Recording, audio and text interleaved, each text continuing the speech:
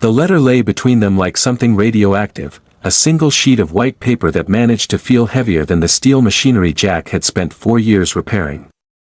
The edges were painfully crisp, fresh from the printer, untouched except for the signature at the bottom. Olivia Grant's handwriting, clean, practiced, unmistakably final, cut across the page like a blade. Jack kept his hand steady on the table even as a slow numbness crawled up his arms. He blinked once, twice, just to make sure the words didn't rearrange themselves into something reasonable. They did not. Termination for cause. Threatening a coworker. Falsifying time records. Creating a hostile work environment. It was as though someone had written a report about a stranger and slapped Jack Miller's name onto it. Olivia waited with her fingers laced tightly together, the only sign that she was not as composed as her expression wanted him to believe. When Jack finally looked up, she offered a professional kind of regret, the kind that said she felt obligated to be sorry but not enough to question the document she had signed. She spoke carefully, each word smooth, precise, corporate. Jack said nothing. There was nothing he could say. Not here. Not to the person holding the power to end the job that kept his daughter fed and housed. He folded the paper once, then again, until it was small enough to disappear into the inner pocket of his coat. He nodded, pushed his chair back, and walked out with the polite quiet of a man too stunned to even be angry. The cold outside slapped him hard enough to anchor him in his body again. Snow drifted lazily toward the asphalt, smudging the world into something soft and numb. Jack shoved his hands into his pockets, feeling the sharp corners of the folded letter like tiny teeth biting through the fabric. By the time he reached the elementary school, he had practiced his smile twice. Emily deserved the real one, but today the real one felt buried somewhere deep beneath panic and disbelief. When the doors opened and her small boots pattered across the pavement toward him, everything inside him cracked at once. She collided with him in a hug that smelled like crayons and winter air. He lifted her easily, spinning her once as she giggled into his scarf. Across the parking lot, Olivia Grant watched from behind the windshield of her idling car. She hadn't followed him on purpose, not consciously. She had planned to drive back to the office, make herself another coffee, and file the termination away like all the others. But something in her chest, something tight and uneasy, had made her pause before turning the key. And that something clenched a little harder as she saw Jack kneel to tie Emily's loose boot, smoothing her hair with surprising tenderness. Nothing about the man matched the volatile aggressor described in the report. The dissonance needled her, subtle but persistent. Jack's smile stayed fixed as he and Emily walked toward the Christmas market downtown. The air was thick with the scent of roasted chestnuts, cinnamon, and pine garlands. Strings of white lights hung overhead, glowing warmly against the darkening sky. Emily tugged him toward wooden stalls filled with ornaments shaped like stars and tiny reindeer. She talked non-stop, her breath puffing out in joyful white clouds, but Jack's mind kept drifting back to the letter pressing against his ribs. Every time he shifted, the paper crackled faintly, a cruel reminder that the ground beneath him had disappeared. Emily stopped at a booth where a vendor poured hot chocolate into paper cups and stacked the tops with absurd towers of whipped cream. Her eyes widened with wonder. Jack instinctively reached for his wallet, then paused. He had exactly $47 until the final paycheck. Rent was due in 8 days. Food was low. The math rattled in his head, the numbers unforgiving. Emily looked up at him, cheeks pink from the cold, eyes full of trust so absolute it almost hurt to meet them. Jack handed over $4. She took a careful sip, promptly smeared whipped cream across her nose, and laughed with pure delight. He wiped it away with his thumb, laughing softly with her. For a moment, just long enough to take one steady breath, the world felt gentle again. That was when he noticed Olivia across the crowd. She stood with several managers, a cup of mulled wine in her gloved hand. Her camel coat and burgundy scarf made her look impossibly polished against the rustic wooden stalls. But she wasn't laughing with her colleagues now. She was watching him. Not with judgment. Not with authority. With uncertainty. With something troubled behind her eyes. Emily spotted her next and waved enthusiastically, recognizing the HR director from the summer company picnic. Olivia hesitated, then returned the wave, her gaze flicking between the little girl's joy and the exhaustion etched into Jack's shoulders. Something shifted in her expression, something small, barely visible, but real. A seed of doubt. Jack guided Emily away, tightening his grip on her mittened hand. He didn't look back. Couldn't. But Olivia did.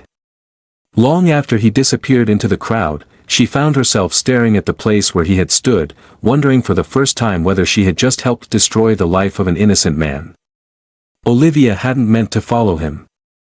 At least, that was what she told herself when she found her feet carrying her down the quiet side street behind the Christmas market, long after her colleagues had drifted toward warm restaurants and waiting families.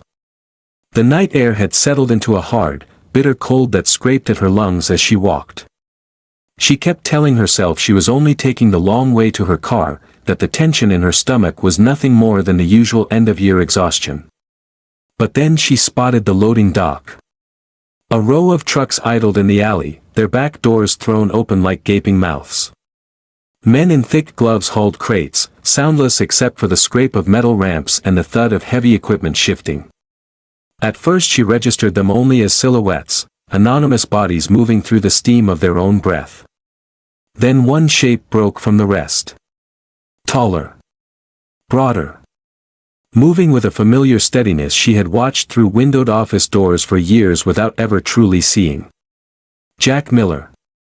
He wore the same coat he had worn in her office hours earlier, it seems frayed near the cuffs, the shoulders darkened with melted snow. The gloves he used now were borrowed, too big, mismatched, and yet he handled each crate with precision, with the calm efficiency of someone who had learned long ago that complaining didn't make the work any lighter. Olivia froze beneath the glow of a flickering street lamp, her breath catching as a crate nearly slipped from his grasp. He steadied it instantly, muscles visibly trembling under the strain. He lifted it again. And again. And again.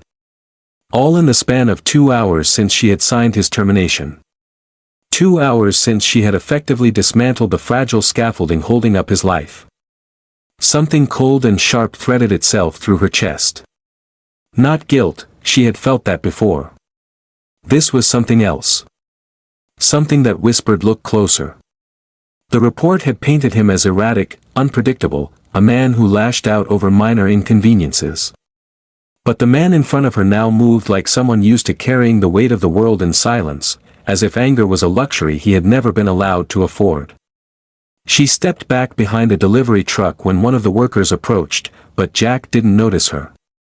He was too focused on the crate that seemed heavier than the others. Too tired, maybe. His breath fogged in uneven bursts, bending his body for a moment before he forced himself upright again. At last, too long, too brutally long, he paused, bracing his hands on his knees. The shadows under his eyes looked deeper than they had in her office. Had they been there before? Or had the ink on the termination letter been the final blow he couldn't hide? He rubbed the heel of his hand over his face, and Olivia realized with a jolt that he wasn't wiping away sweat. He was wiping away tears. Not many. Not dramatic. Just one or two that escaped before he could shove them back down with the same stoic discipline he applied to every corner of his life. He straightened almost immediately, setting his jaw in that quiet, almost stubborn way she hadn't understood before. This wasn't instability. This was a man trying not to collapse. Olivia's heart twisted, an unfamiliar ache spreading behind her ribs. She had terminated employees before. She had handled sensitive misconduct cases, delivered news that shifted lives. But she had never once questioned whether the paperwork itself was a lie. Now she couldn't stop questioning it. She waited until he finished loading the last crate. He stretched his sore hands, winced, and headed down the street. Not toward the bus stop. Not toward home. Toward another loading area. A second job. A second chance to scrape together enough to keep his daughter warm through the holiday. Her throat tightened. She waited until he disappeared before forcing herself back toward her car. Her fingers trembled so badly she struggled to unlock the door. She sat in the driver's seat with the heater blasting, but the chill in her bones refused to thaw. The report had been too perfect. Too conveniently damning. Witness statements lined up with eerie precision. Timestamps that looked almost curated.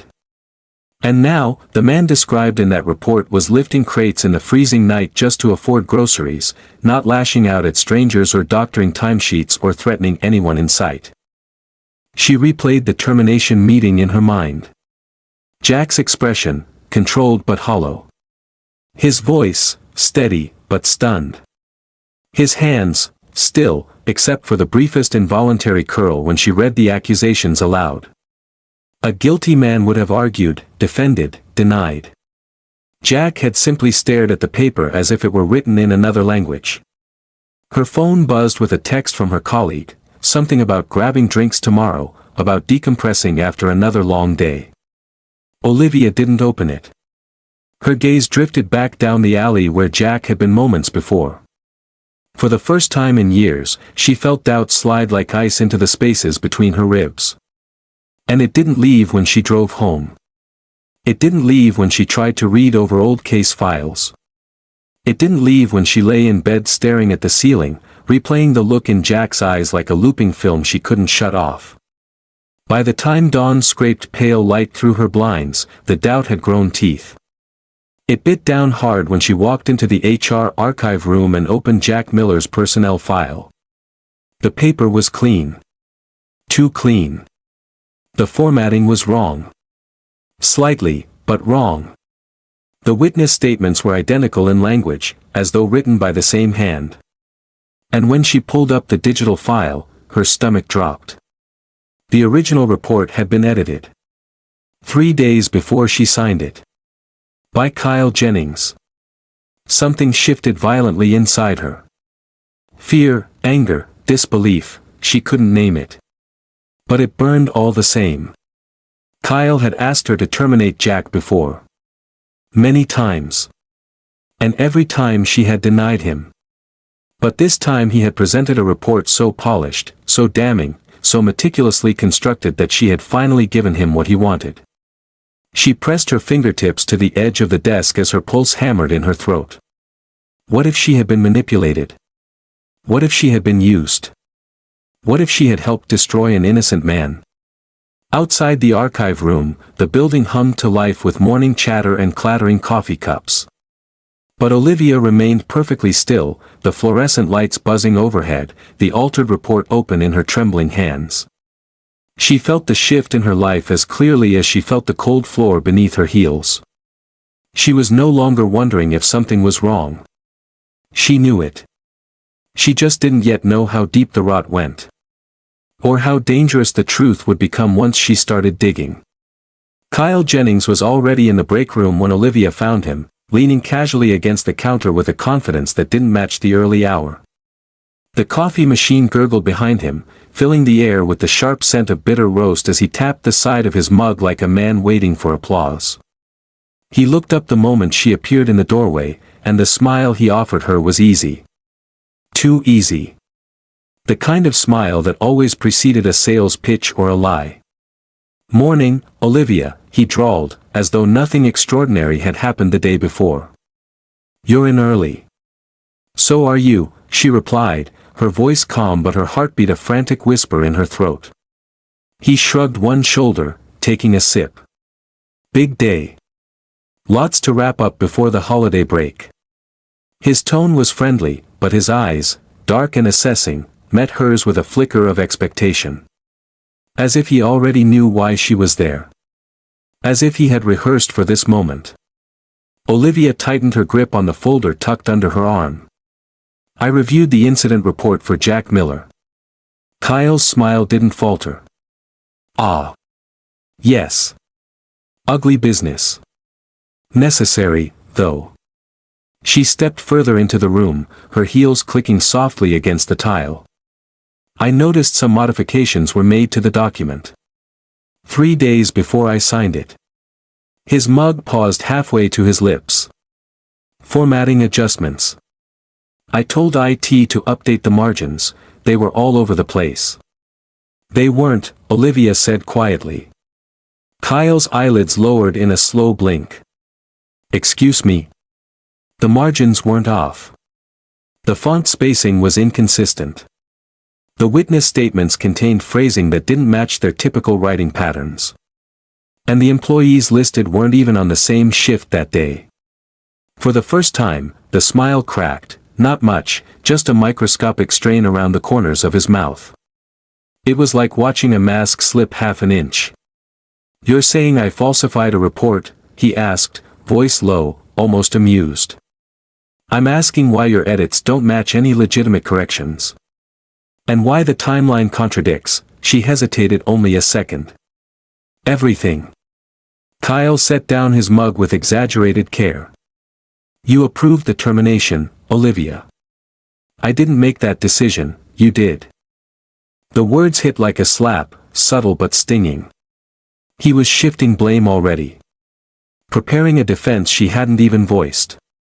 You brought the documentation to me, she said. Documentation that appears fabricated. He took a step toward her, just close enough to make the air feel too tight. Do you know how many terminations I've recommended that you've denied? His voice had lost all trace of friendliness now. Dozens. Maybe more. You're selective, careful, cautious. He leaned in slightly. So when you signed this one without pushing back, I assumed you'd finally realized what kind of man Jack Miller really is. Olivia's pulse hammered once, loud in her ears. You wanted him gone, she said. A slow grin curled across Kyle's face, not warm, not humorous. Something colder. Some people don't fit a company's long-term vision. And some supervisors don't like being told no, she countered. His expression sharpened. Be careful, Olivia. HR keeps secrets, but it doesn't hold power. Not really. You start poking holes where you don't belong, and the wrong people might assume you're trying to cause trouble. There it was. The warning. Thinly veiled. Delivered with the same casual tone he might use to comment on the weather. Olivia's fingers instinctively tightened around Jack's file. Something inside her, something she hadn't felt in years, stirred with a mix of indignation and alarm. Are you threatening me? She asked softly. Kyle chuckled, picking up his mug again. Of course not. Just advising you to let this one go. Enjoy your holiday. We've closed the chapter. His smile returned, but now she saw it clearly for what it was, arrogance polished into charm. The company has. She held his gaze. But I haven't. A flicker, barely perceptible, passed through his eyes. Irritation. Maybe fear. Or maybe the realization that she wasn't going to quietly fold back into compliance. He stepped back, lifting his mug in a mock toast. Suit yourself. But she noticed the faint tension in his jaw as he left the room. The moment the door shut behind him, Olivia exhaled shakily. The fluorescent lights hummed above her, loud and disorienting. Her hands trembled, but not from fear, not entirely. The adrenaline washed through her in powerful waves. Something was very wrong here. And Kyle Jennings was not afraid of being discovered, he was afraid of being watched. She left the break room and walked briskly down the hall, heading for her office. With every step, she replayed Jack lifting crates in the freezing dark. The exhaustion etched into his face. The careful movement of a man who couldn't afford to break. She thought of Emily's messy smile beneath whipped cream. The way Jack had shielded her from stress with practiced tenderness. Then she thought of the report again. Not just the lies written on it, but the confidence with which Kyle had handed it to her. As if he believed no one would ever question him. As if he knew something she didn't. Her phone buzzed. A text from an unknown number. Stop digging. Just 2 words. No punctuation. No name. A spike of cold shot through her spine. She looked up, scanning the hallway, suddenly aware of how quiet everything was, how strangely empty for a building usually bustling by this hour. The lights flickered overhead, humming like insects. She swallowed hard and hurried into her office, locking the door behind her. Her breath fogged the air once before the heater kicked on. Someone didn't want her looking deeper. Which meant there was something deeper to find.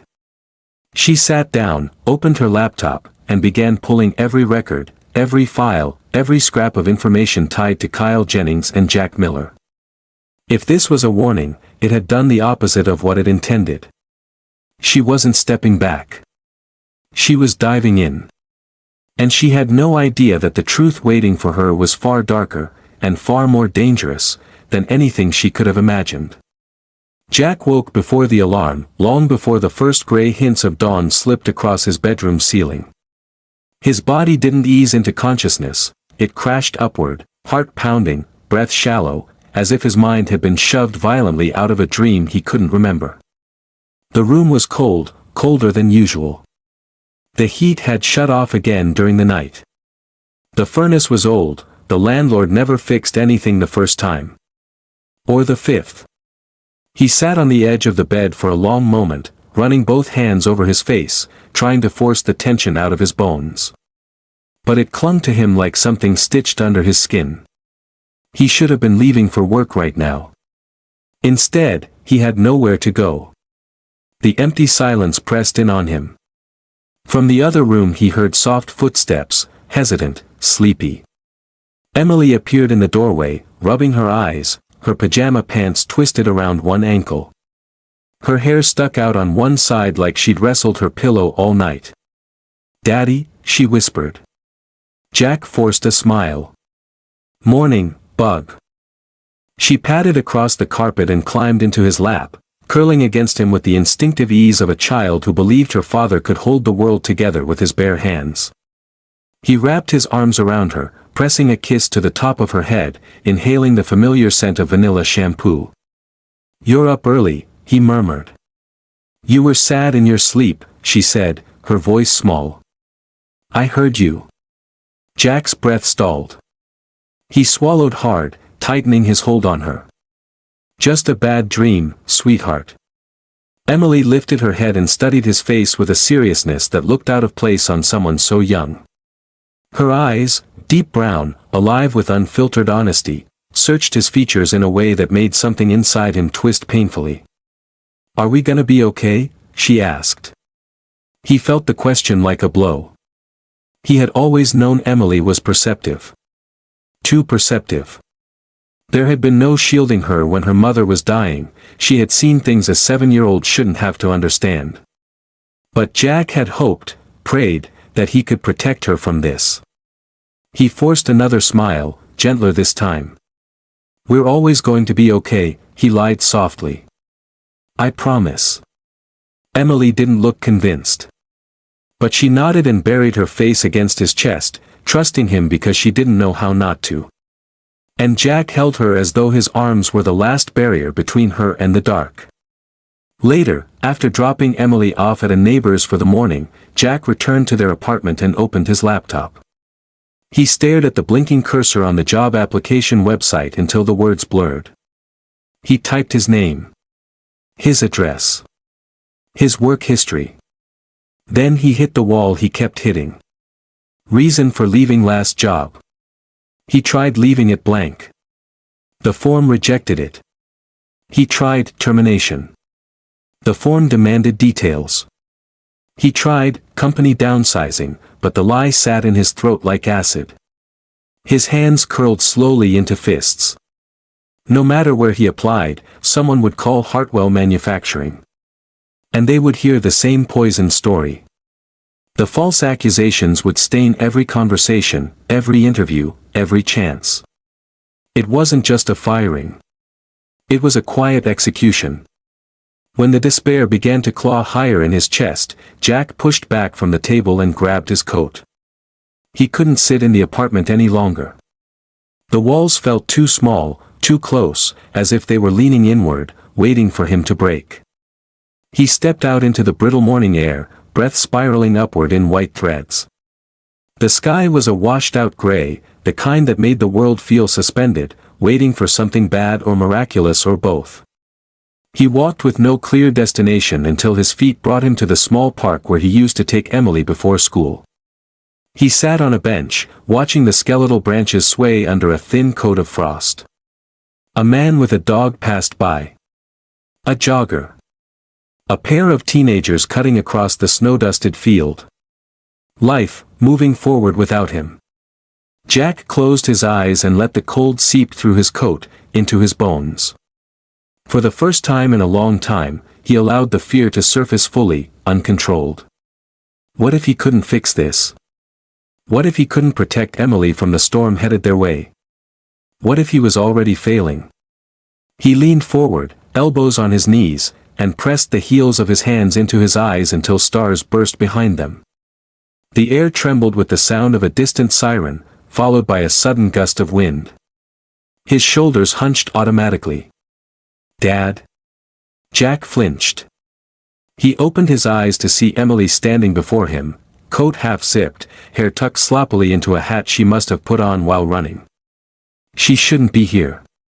She should be at the neighbor's house. How did you? He stopped, shaking his head. It didn't matter. Em, what are you doing? She bit her lip and stepped closer. Miss Lisa was on the phone. I told her I needed fresh air. I saw you from the sidewalk. Her voice wavered. I didn't want you to be alone. Jack's heart fractured. He pulled her into his arms, feeling her small fingers curl into his coat like she was afraid he might vanish if she didn't hold tightly enough. I'm here, he whispered. I'm not going anywhere. But he couldn't shake the dread that pulsed under his skin. Across town, Olivia Grant stared at her computer screen, her hand trembling around the mouse. She had found something she wished she hadn't. The emails in Jack's file didn't just show irregularities. They showed patterns. Patterns of targeted write-ups issued by Kyle. Patterns of conflicting testimonies. Patterns of supervisors quietly transferred or terminated after questioning him. Then she opened one message time-stamped 9 months ago. A message from Jack to maintenance management. A message detailing a dangerous machine malfunction on the factory floor. One that, if ignored, could cause injury, or worse. Kyle had been the supervisor assigned to fix it. But according to his response, the threat had been neutralized, and the matter was closed. Except Olivia found a hidden attachment in Jack's original email, one Kyle had failed to delete from the system entirely. It was a photo. A close-up of a cracked tension rod on a hydraulic press. A crack that could have caused catastrophic failure. Her stomach dropped. Jack had reported a serious safety violation. Kyle hadn't fixed it. He had covered it up. And the timing of the cover-up aligned almost perfectly with the first fabricated complaint against Jack. Olivia's hands grew cold as she scrolled further. Beneath the veneer of professional language, beneath the templated HR forms and corporate jargon, a second narrative emerged, a narrative of retaliation, suppression, and calculated character assassination. Jack hadn't been fired because he was a threat to others. He was fired because he had been a threat to Kyle. A soft knock sounded at her office door. Olivia stiffened. Her pulse surged. She turned slowly. Kyle Jennings stood in the doorway, smiling with a calmness that now felt predatory. "Busy morning?" he asked lightly. Her breath hitched. His gaze flicked to her laptop, the open file on the screen. And the smile widened. Not friendly. Not professional. Knowing. The room felt suddenly smaller. "We should talk," Kyle said, stepping inside and closing the door behind him with a soft, deliberate click. Olivia's hand tightened around the edge of her desk as Kyle closed the door with a soft, deliberate finality. The click echoed in her chest like a gunshot. He stepped into the room without waiting for an invitation, and the way he moved, slow, confident, predatory, made the office feel 2 sizes too small. She kept her voice steady. "What do you want, Kyle?" His gaze flicked to her laptop screen again, the faint glow reflecting in his eyes. He didn't bother pretending he hadn't noticed what she was looking at. His smile was too thin for that, too sharpened at the edges. "I think we should clear the air," he said. "Before things get complicated." Her pulse stumbled. "Complicated? You're digging through old files. Asking questions. Revisiting decisions that were already made." He approached her desk, resting his fingertips on the polished wood. "That creates mess.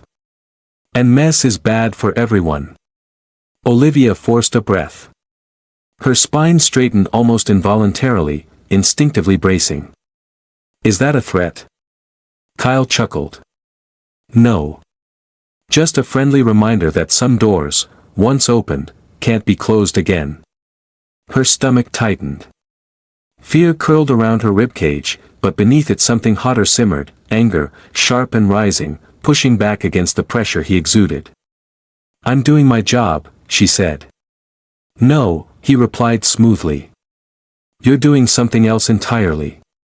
He leaned forward just enough that she could see the tiny lines near his eyes, the faint sheen of sweat at his hairline.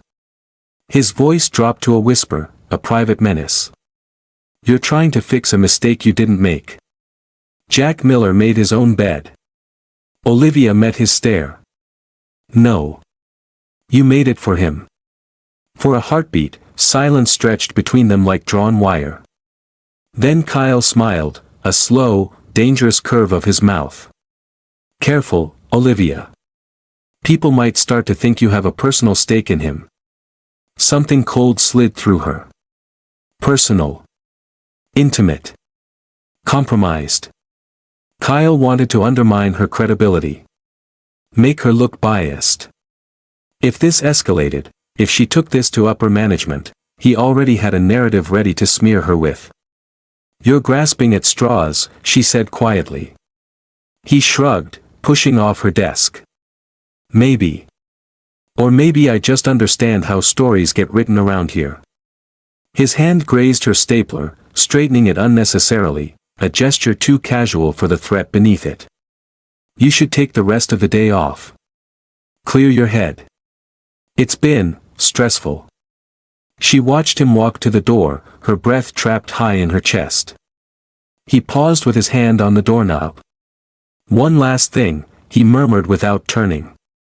"If you're digging into my files, you should know I'm not the only one who'll be unhappy about it." He left.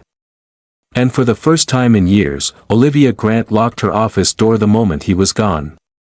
She sank into her chair, heart hammering, hands trembling, not from fear of Kyle, but from the confirmation of what she already suspected. She was up against something bigger than a falsified report. Someone was protecting Kyle. Someone with power. Someone who stood to lose everything if the truth came out. She looked again at Jack's email, the photo of the cracked tension rod, the timestamp, the warnings. A hydraulic press under intense pressure. If that part snapped, it could maim or kill someone. If Jack had pushed the issue, demanded accountability, Kyle would have been exposed for negligence. Instead, Kyle built a case against him. A lie. A weapon designed to destroy him before he could speak. And then Olivia had unknowingly signed the execution order. A wave of nausea rolled through her. She picked up her phone to call HR Legal, then hesitated as her screen lit up with another anonymous text. "You're being watched." This time, she dropped the phone. It clattered against the floor, vibrating across the carpet like a living thing trying to escape. Meanwhile, across town, Jack stared at the eviction notice taped to his apartment door. Red letters. Bold. Impossible to ignore. Failure to pay will result in lockout. 8 days. He didn't have $8 to spare. Emily stood beside him, her mittened hand slipping into his as if she sensed something was wrong without understanding the depth. "Daddy," she whispered. "Why did they put paper on the door?" Jack swallowed. "It's just, A reminder. For what? He forced a smile that felt like it cracked his face. For adults to take care of things. Emily nodded slowly, accepting the explanation but not the mood behind it. She pressed her ear against the door, pretending to listen for holiday music inside. Our house is still here, she said with quiet certainty. So we're still okay. The innocence of it nearly shattered him. Inside, Jack sat heavily at the dining table where overdue bills formed a small, suffocating mountain. He stared at the numbers until they blurred, until the ink seemed to ripple like something alive. He whispered to himself, I don't know how to do this. He squeezed his eyes shut, pressing his palms into them so hard it hurt. He couldn't break down. Not in front of Emily. Not where she could hear. Not where she could feel it like she felt everything. He stood abruptly and walked to the bathroom, turning on the faucet to drown out the sound of his breathing. He gripped the edges of the sink until his knuckles turned white. For a moment, just a moment, he let the despair rise unchecked, a tidal wave threatening to pull him under. Then a soft knock came from the door. Daddy? Do you need a hug? His throat closed entirely. When he opened the door, Emily wrapped her arms around his waist, small and warm and everything that mattered. He knelt down and hugged her back, burying his face in her shoulder. She whispered into his ear, I love you, Daddy. And I know you'll fix everything. You always do. The words felt like a blessing and a wound. Because he didn't know if he could. Across town, Olivia shut down her laptop, grabbed her coat, and made a decision she hadn't planned to make. She was going to Jack's apartment. Not as HR. Not as the person who signed the letter. But as someone who knew, deep in her bones, that the man she had helped break was not the villain. And that she might be the only person who could help him put his life back together. As she stepped into the bitter December air, she didn't see the figure sitting in a dark-colored car across the street. Watching her. Engine running. Lights off. Phone in hand. Reporting her movements to someone whose name she did not yet know. But she would. And when she did, everything, Jack's fate, her own, and the entire company's, would shatter. Jack didn't hear Olivia approach. He was too focused on the stack of unpaid bills spread across the kitchen table, each envelope a small white reminder of how quickly a life could unravel. He sat motionless, elbows braced on the wood, forehead resting in his palms. Emily was in her room humming to herself, rearranging her stuffed animals with cheerful oblivion. A soft knock sounded at the door. Jack didn't move. He wasn't expecting anyone. Most people didn't knock anymore, they texted first. And the landlord never knocked softly. The knock came again. Hesitant. Almost nervous. Jack's shoulders stiffened. He stood slowly, each step heavy as he walked toward the door. When he opened it, the cold air swept in first, and then he saw her. Olivia Grant stood on his doorstep, wrapped in her camel coat, the wind tugging at the stray curls near her face. Her cheeks were flushed from the cold, but something else, something troubled, darkened her eyes. Jack's jaw tightened. You shouldn't be here. I know, she said, her breath visible in the icy air. But I came anyway. There was no corporate polish in her voice, no practiced neutrality. She sounded human. A little unsteady. A lot guilty. Jack didn't move. Didn't invite her in. He simply stared at her, waiting for whatever she had come to deliver, another blow, another warning, another formality meant to tidy up the mess of his life. Olivia shifted, clutching the folder against her chest. I reviewed your report again. My report? Jack's voice was flat. Tired. You already fired me. What's left to review? A mistake, she whispered. I think a very serious mistake. Jack's jaw clenched. Something hot flickered behind his eyes, not anger, not yet, but the precursor to it. You think? Olivia flinched. Let me explain. Why? He asked quietly. So you can tell me I misunderstood my own life?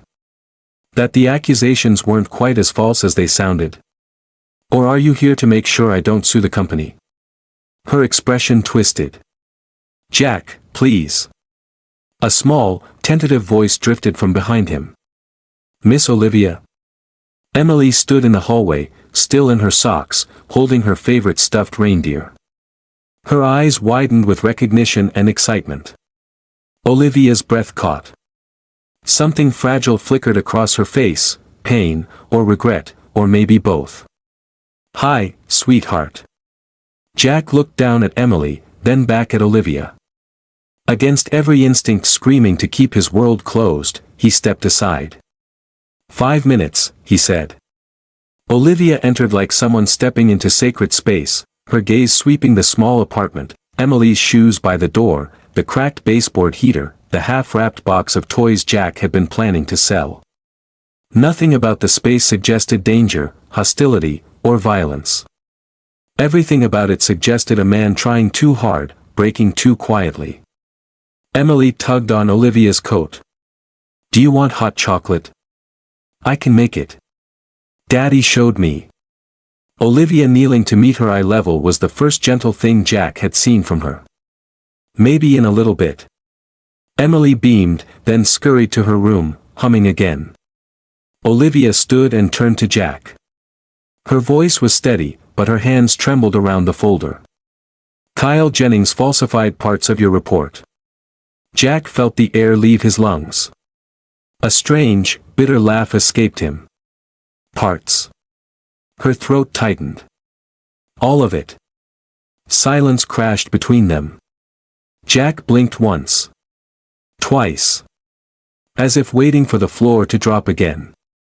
As if not trusting the words, or the person saying them. Olivia opened the folder and spread out documents across his table, the digital edit logs, the mismatched witness statements, the timecard inconsistencies, the hidden photo of the cracked tension rod. Jack stared, unblinking. He forged the signatures, Olivia said. He altered timestamps. He created a narrative that wasn't real. And her voice broke. I didn't catch it. I didn't question it. I signed it. Jack leaned heavily against the counter. His throat worked as he tried to swallow. The truth hurt in a way he hadn't expected. He thought he'd be relieved, vindicated. Instead, he felt something deeper, exhaustion so profound he could drown in it. Why? He whispered. Why me? Olivia hesitated. Then she slid one final document toward him. Jack lifted it with shaking hands. It was an email he had written nearly a year ago. The one about the malfunctioning hydraulic press. The safety issue that could have caused catastrophic injury. The photo attached showed the cracked tension rod in sharp, undeniable detail. Kyle was responsible for fixing this, Olivia said. He didn't. If the press failed, if someone got hurt, it would have destroyed him. Jack stared at the photo like it was a ghost returning to accuse him. So he destroyed me first, he murmured. Olivia nodded, tears gathering in her eyes.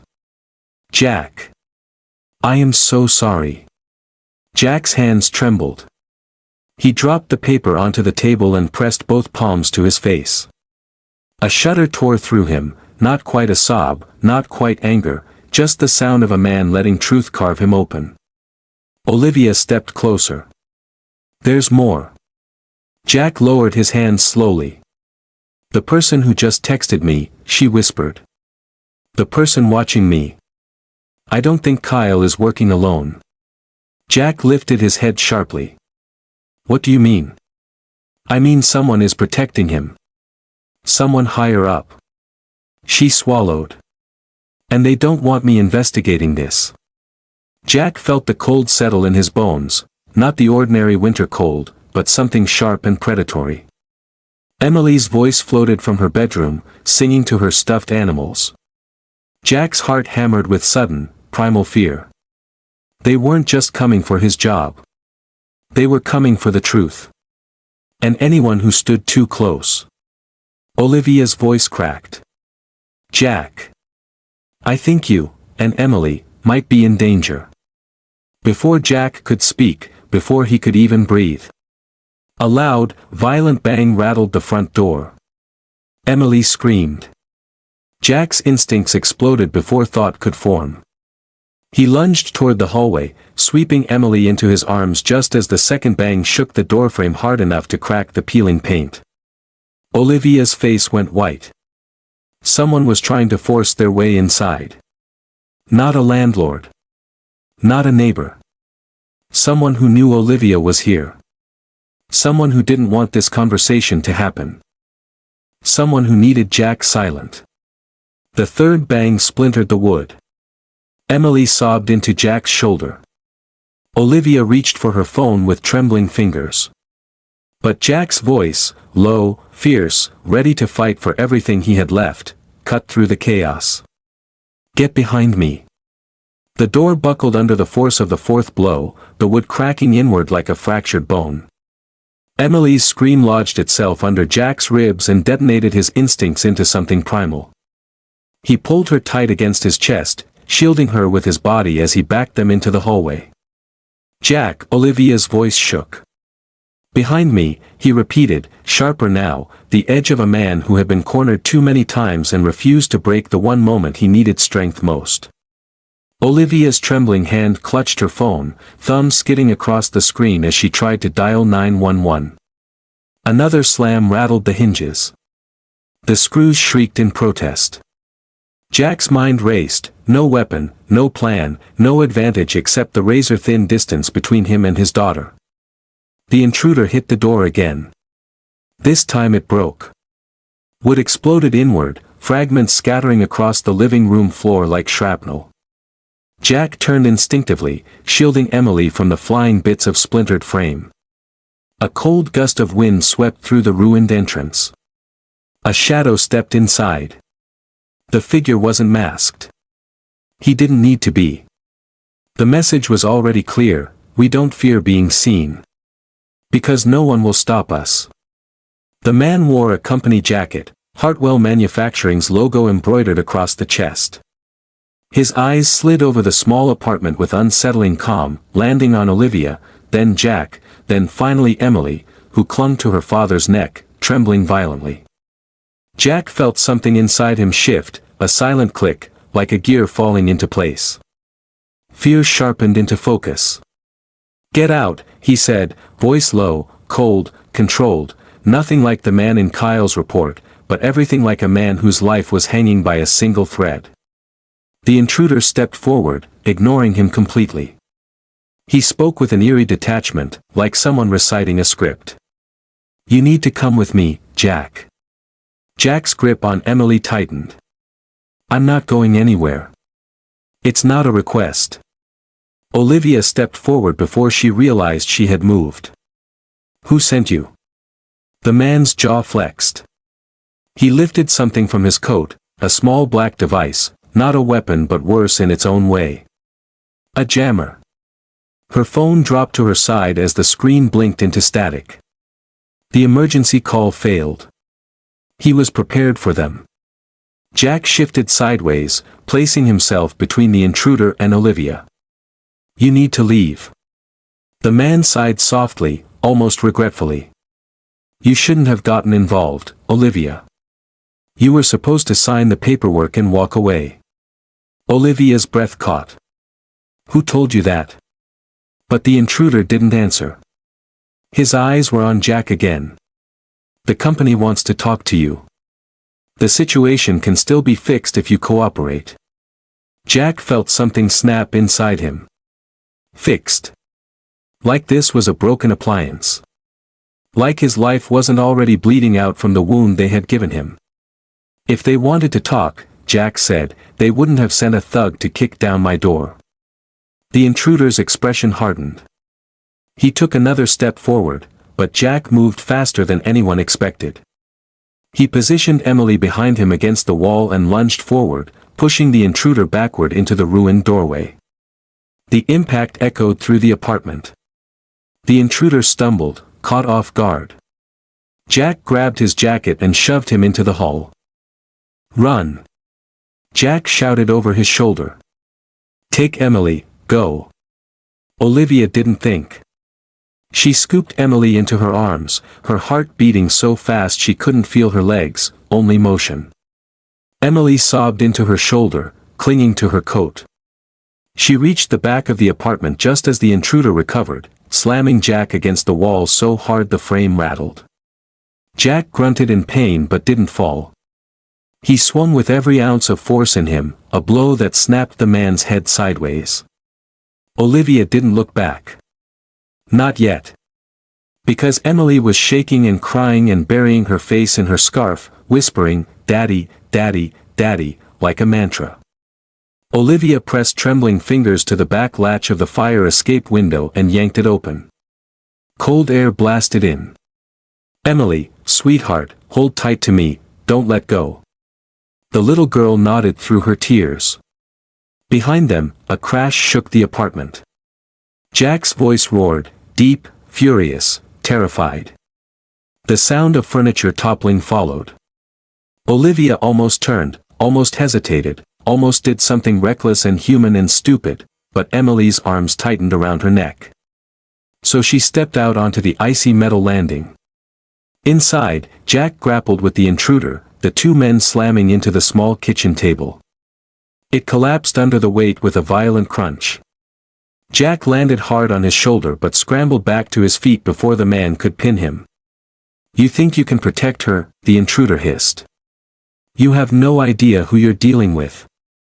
Jack hit him again, this time with a desperation sharpened by fear. "I won't let you near my daughter," he roared. The man staggered backward, blood blooming along his lip. But he wasn't down. Not yet. He reached for something inside his coat. Jack's breath froze. Not a gun. A key fob. To a car waiting outside. Back up. Jack's chest tightened. There could be more coming. He didn't have minutes, he had seconds. "Olivia," he yelled, voice breaking. "Go." Outside on the fire escape, Olivia held Emily tighter and began her descent, every step slick with frost. Emily's cries echoed softly against the metal rails. "Daddy! Daddy!" "I know, sweetheart," Olivia whispered, voice shaking. "He's coming. He'll be right behind us. Hold on." But she wasn't sure. Inside, Jack grabbed the intruder again, slamming him into the refrigerator. The man's hand knocked the key fob from his grip, sending it clattering under the cabinets. Jack went for it, but the man tackled him, dragging them both to the floor. The fight was messy, brutal, desperate. Jack's strength was fueled by something feral, but the intruder was trained. His movements were cold and precise. Jack felt a knee drive into his ribs, pain exploded. His vision blurred. The intruder pinned him, breath hot against Jack's ear. "You should have stayed silent," he snarled. "You should have disappeared." Jack clawed for leverage, for breath, for anything. A sound cracked through the apartment. A voice. Emily's voice. "Daddy." It wasn't fear anymore, it was terror. A surge of adrenaline ripped through Jack's body like lightning. He bucked upward with everything he had left, throwing the intruder off balance. They crashed into the broken table frame, wood snapping beneath them. Jack reached out, fingers brushing the fallen key fob. The intruder lunged. Jack grabbed it first. A harsh shout escaped the man. Jack scrambled to his feet, heart slamming against his ribs.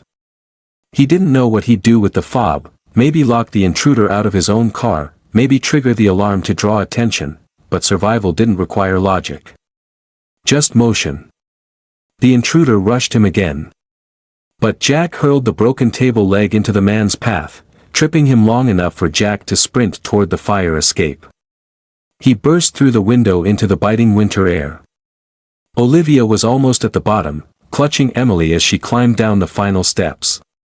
Jack vaulted onto the metal landing behind them, wincing at the pain tearing through his ribs.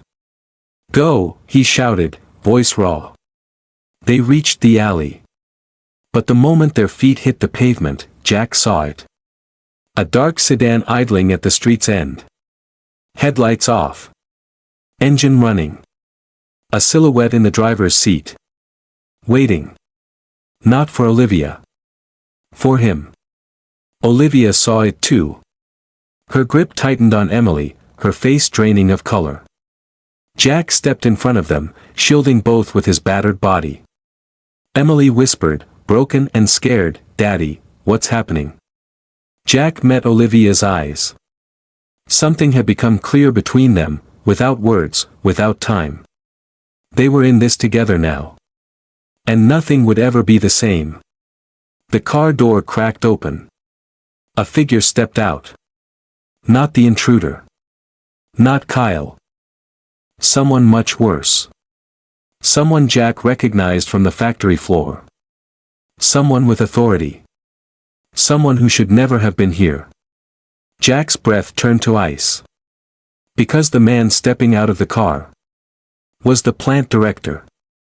And he was smiling.